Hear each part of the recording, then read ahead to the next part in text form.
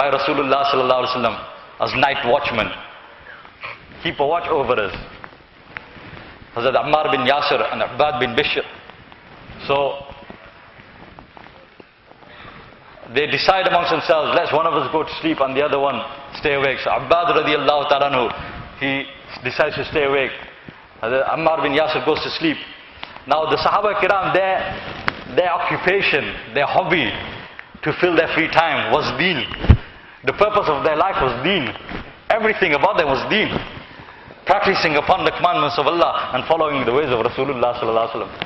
That used to fill their free time as well. And us guys, after we prayed salat of being in the path of Allah, we say, brother, we've got to chill out now. Let's go do something else. The Sahaba used to chill out through deen as well. If you read in Fazail Amal, it says about one of the wives of Rasulullah sallallahu alaihi wasallam that in her free time, what did she used to do? She used to do the siwak, miswak in her free time.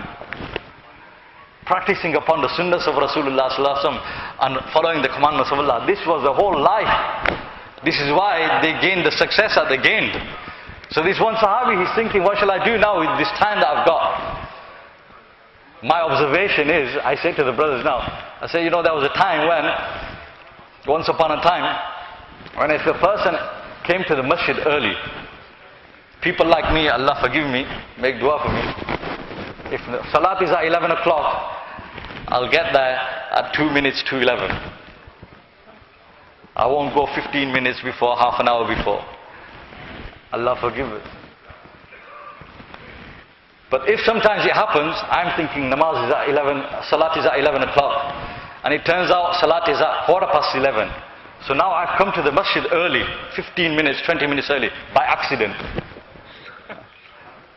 This is my observation, this happens. So what happens is, in the olden days, what used to happen is, if somebody came early for salat by accident, he walks in, he looks, oh, is salat at 1:30? Oh man, I thought it was at 1:45. They look a bit lost. A mu'min looking lost in the masjid. Oh, what do I do with myself now? And then he'll say, what used to happen in the olden days, he'd think, what shall I do? So there are tasbihs hanging around in our masjids. Somebody goes for umrah, somebody goes for hajj with their good intentions. They buy tasbih for the rosary beads for the masjid. Somebody will use them. Unfortunately, they never get used for years on end. But they're hanging there. So this guy, he thinks, I've come early, what shall I do? Shall I go back and then come back? It's going to be difficult. Right, okay, so what shall I do?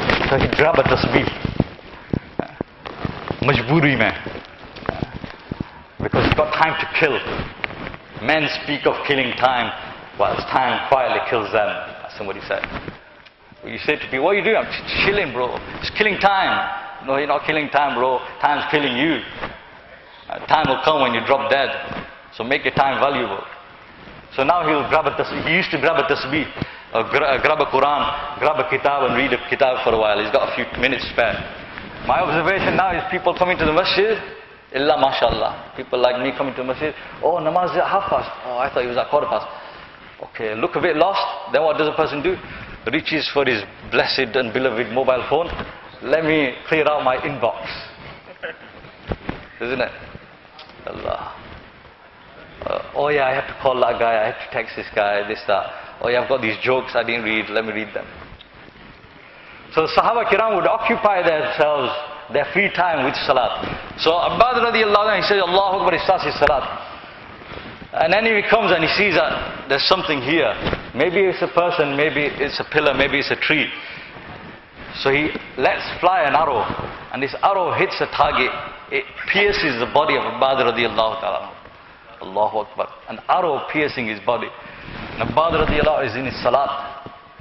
And such concentration they had in their salat, nothing could distract them from their salat, except salat itself.